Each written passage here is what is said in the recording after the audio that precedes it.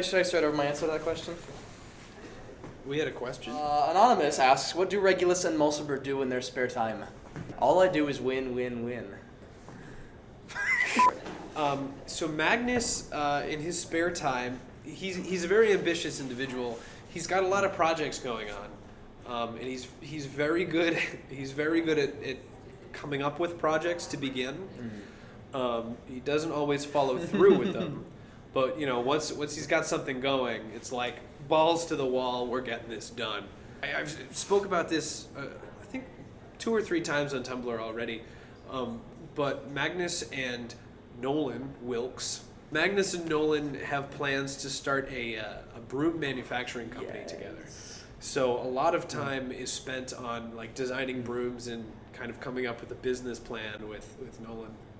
Beyond that, Magnus is a guy who likes hot cocoa. Long walks on the beach. Not quite. Characters or actors here? You know what, phone? Is that from Sarah again? Oh no, it's from Ben. Oh, what does it say? Where's Obama? For any of you who don't know, Barack Obama is playing the role of Dorcas Meadows. Yeah, he'll be up. I'm the producer and I can confirm that. Sawyer, come here. Wait. Do you want to answer a question about Severus Snape? I would love to. I'm Sawyer Payne, and I play Severus Snape. I'm also a co-writer. He's also very pretty. What would you say Severus Snape does in his spare time? He's big into potions. That's obvious, but I was flipping through. We have a copy actually of Advanced Potion Making. That's so cool. And it doesn't really. It's funny. It's called Advanced Potion Making. It really doesn't go into potions as much as it does magical theory. And I thought, we've got a character who is not only a potionist master, but he creates spells. He's known for Sectum Sempra. And I thought, okay, well, in his spare time, he's really exploring more that side of it, apart from reading a mystery novel and brooding. Which takes up a pretty large portion of It his does, schedule. about 70% of his schedule. The other 20% is whizzing, ding, wizarding, ding, ding, ding, ding, ding, ding, ding, out. Nailed it! Thank you, Sawyer! As for what Regulus does in his spare time, I don't think he has much. I really don't. He also broods. Thanks. The thing is, Regulus is so very concerned with his grades, with his reputation and standing at the school, with even just the way he presents his family and his house, that he does not have much time to do anything but. There's a lot of studying. I think a lot of just looking for work once he gets out of school, just somewhere to be, somewhere to make his reputation known and further advance the House of Black within the wizarding world, especially considering his responsibilities now as the only true son. So he does not have much spare time, but I think in the little spare time that he does, he's chugging his way through some kind of book. Like Holes? No, like Sideways Stories from Wayside School. Yes. By Louis Sakar. Do you have your wand on you? Come on. It's in James's. Get my wand. Can you get my one? Yeah, get my one. Thanks, Regulus. I got it. Slither dicks. How many times do I have to... Do Hi. you have an answer for this question? What's the question? What does Nadia do in her spare time? Do you have an answer? Because if not, we don't have to... But come back, because you're pretty. I also have a question that I got for you guys. Is it Where's Obama? It might be. Hi guys, I'm Sarah Dietrich. I play Anadia Avery. And the question was, what does Anadia do in her spare time? Yeah, you're going to have to speak up too. Cause Better. Yeah. I think that she picked up the hobby of divination, so she plays with tarot cards like a lot. They're not really the Muggle tarot cards that we know. It's more along the lines of the same principle of the wizarding pictures, and she likes to see just different things in the future just for fun. She kind of picked it up hitting on a girl. Another thing Nadia really likes to do in her spare time is she just likes to wander, I guess. she doesn't really like staying put in one place for very long. It makes her feel anxious. So you can often find her just kind of walking by herself. She needs a lot of alone time. So you'll randomly run into her in the weirdest locations. One day she ended up in like the Hufflepuff common room. No one knew how she got there. No one really questioned it. Thanks. You could be watching this video, or you could be reading Sideways Stories from Wayside School by Louis Sacker. Wait. Nailed it. Nailed it. Shoko Kuchen stuff. Yep. I don't know. I butchered that. This URL. Shoko Guchin Stuff asks, how many languages can you speak fluently, and is there a language you want to learn someday? Well, you and I are pretty fluent. Bruh. Beyond that, I'm like mediocre at English. Yeah, I can speak English sometimes. Any? I mean...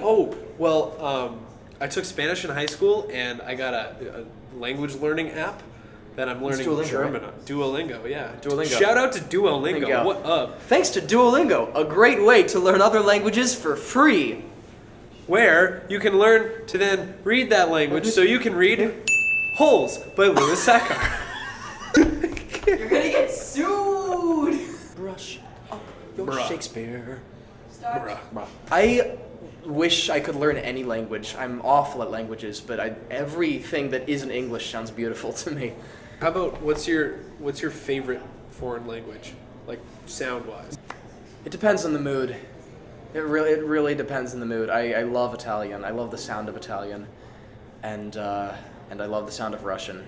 Next question. Omelette du fromage. Hand over le fromage qui s'appelle de la France Camembert. Yo, Anon asks, what was the most challenging aspect of your character to portray in the film? Shaving my beard. Shaving his beard.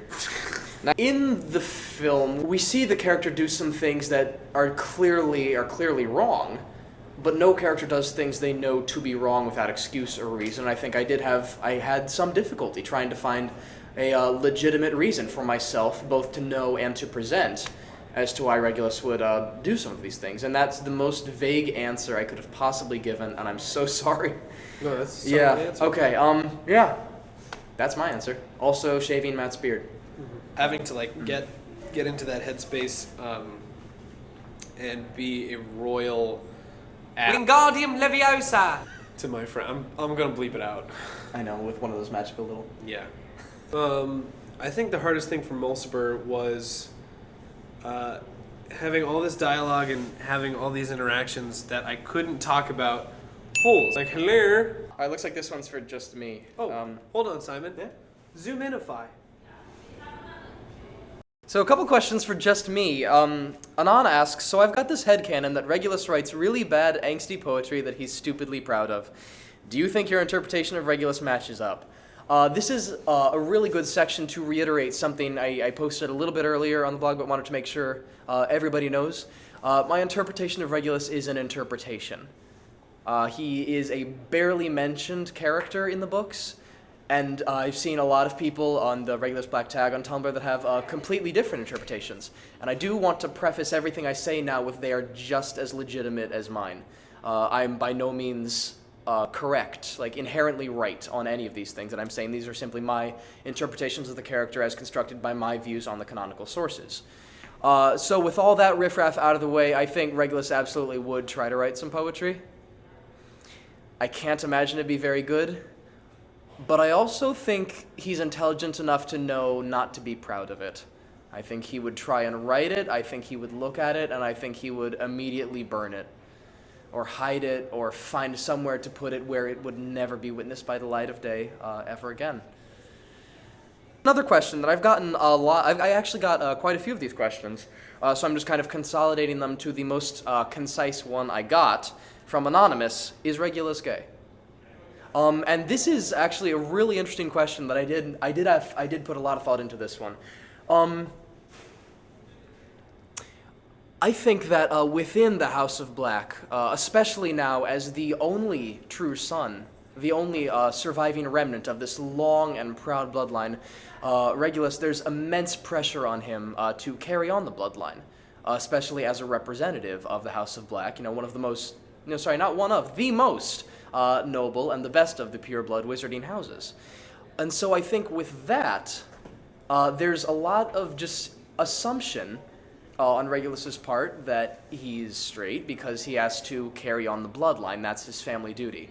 I would say that my interpretation of Regulus, he is not much concerned with any kind of sexual orientation or relation with anybody else. Most of his time is spent on his studies, on his work, on maintaining his reputation and his status within Hogwarts.